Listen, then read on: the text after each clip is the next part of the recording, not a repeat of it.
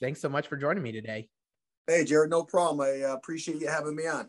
Absolutely. So we're here to talk, mainly about the matchup you guys have against UConn early on. So curious to get to learn a little bit more about you and your program.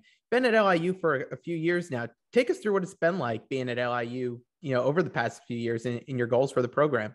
Well, I'll tell you what, it's been a pretty much of a whirlwind, especially the last couple of years. My first year coming here from UMass, we had a great run, went to the NCAA tournament, had a great end of the season. I thought our guys were fantastic.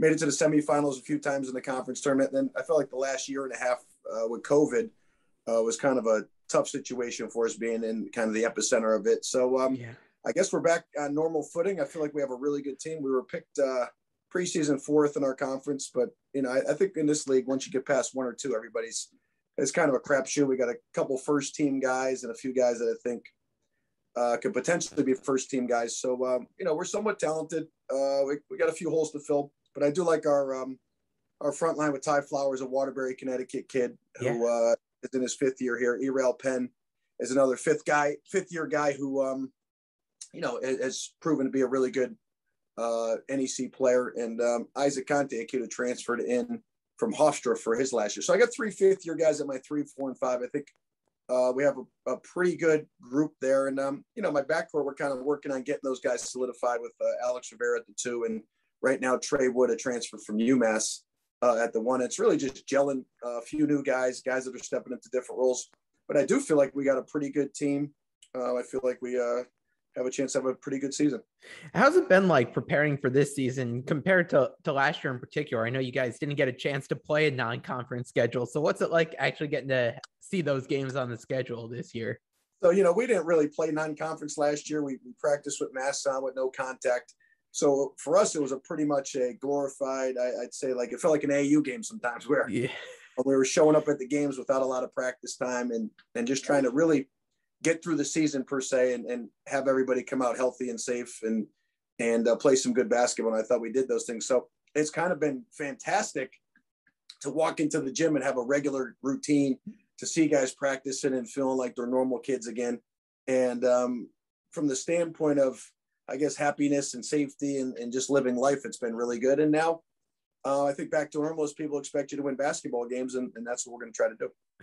I know you broke down your roster a little bit before, just going down some names there. I know the front court is a big strength of your team. What's impressed you so far in practice that you've seen from those guys, and what leads you to believe you're going to have a good season? Well, Jared, when you have a bunch of older kids who've been through it, they pretty much can run practice. They can knock out a drill or something you're expecting so much faster than the younger kids. And so you could split the team down on both ends of the floor, and one group could finish in 4 to 5 minutes, and the other team could take 15 to 20, going over basically the same stuff. And so that's been fun. I've had practices this year where I've been able to relax a little bit. When I say relax, is kind of watch those guys do what we've taught them over the last couple of years, and it just becomes they can sustain it a lot longer. And so it's working in the younger guys and the kind of guys that have taken on a bigger role with the guys that have been here and or are just older, more mature.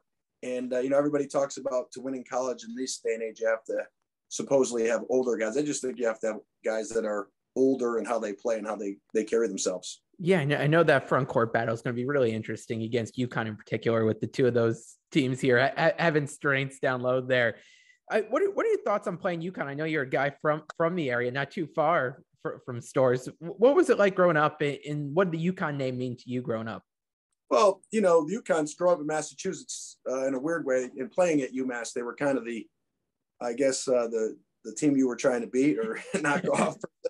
I never really had a chance to play them as a player. And so there was always a rivalry that never really came to fruition. Yeah. We were number 1 in the country. They were winning some national championships. It was kind of a match made in heaven, but not really.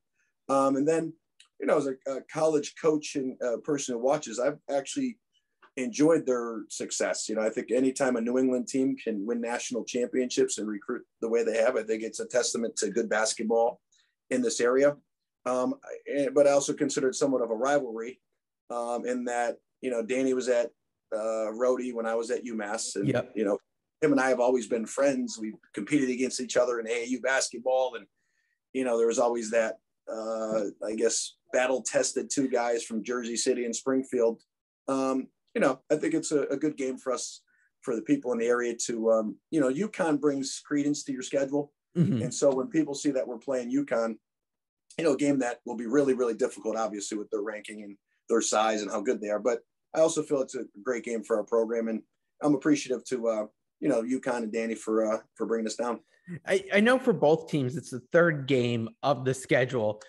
You say a couple games in, what's the status of a team, going into that third game? Have you gotten a chance to kind of shake off the rust in those first couple games, and now, things really start to fall in a little bit, or how are things working 3 games into the season? I guess every team's different. Some teams are still getting their footing and trying to get some younger kids older. Some teams are playing their best basketball early. I would say with the ability to now scrimmage 2 college teams or play 2 exhibitions, and then, by your 5th, 6th game in, you have a pretty good feel for where you are. Mm-hmm. But you're also starting to get a feel for what you need to work on and where you can improve and get better. So although they won't be finished products, I feel like his team will definitely be ready from day one. And I'm feeling like our team will be in a pretty good position to play good basketball. Maybe not that early, but pretty short thereafter. We're on a kind of a tough whirlwind of road games to start the season. Yeah, I saw it out West Coast to start. Yeah, we're gonna do a little sightseeing and play some good basketball out west. San Francisco and Fresno, and then come back to UConn. When you're making the schedule and you're playing a few what are called bye games, I like to make a determination on, while I'm doing those bye games, play a few local, but also take the kids to a nice place and see some different parts of the country, the world. We've been able to go to Ireland and Jamaica and Las Vegas and some different places, and this will be a nice trip for us to play a couple good road games out on the West Coast. Definitely. Well, I've got you. I'd be remiss if I didn't talk about your conference in the Northeast Conference a little bit. You're playing some other Connecticut teams here in Sacred Heart, in Central. Thoughts on the conference heading into this season? I know just coming off media day and in the polls there. Well, it's a cliche usually because everybody wants to build up their conference and say how great their league is. But this, to me, is the best year I've been in, being in here 5 years. This is the best the conference has been. From top to bottom, but especially I would say with the amount of teams that I think are really good. Nobody really lost a lot of players from this transfer portal and the transfer. As a matter of fact, I thought our league benefited in a weird way from this transfer portal. And a team like Wagner, who won it last year, has their whole team back. A team like Bryant, who played really good basketball, has mostly all their guys back. Mount St. Mary's, their whole team. Sacred Heart, their whole team.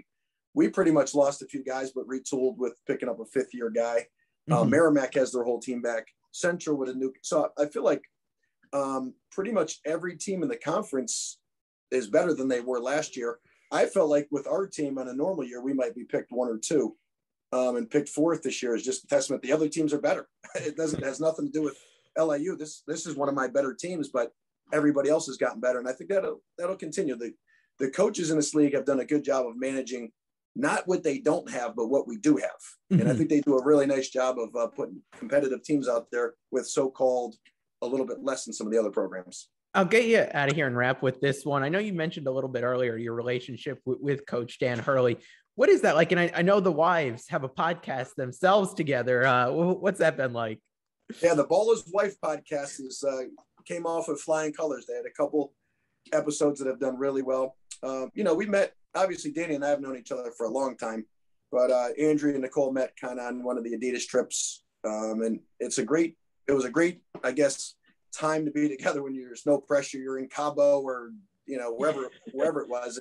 They just kind of hit it off, and although I guess they thought they weren't supposed to be friends, it came very organically. They probably stay in contact more than Dan and I because we get in this season and really just concentrate on teams. But I think there's a definite mutual respect for both of us, and I'm happy that they have a good relationship, and it'll be a fun game on November 17th. I hope. I hope it's fun for at least a while. With I'm pretty happy with the team they put together. He's got a really good squad. They're starting to get some national recognition. He's recruited a lot of kids that fit his style and how he likes to coach and play. And I think they got a really good chance to have a really, really good season. Awesome. Well, Coach Kellogg, really appreciate the time. Thanks so much, and best of luck this season. All right. Sounds good. I look forward to seeing you. Thanks, Jared.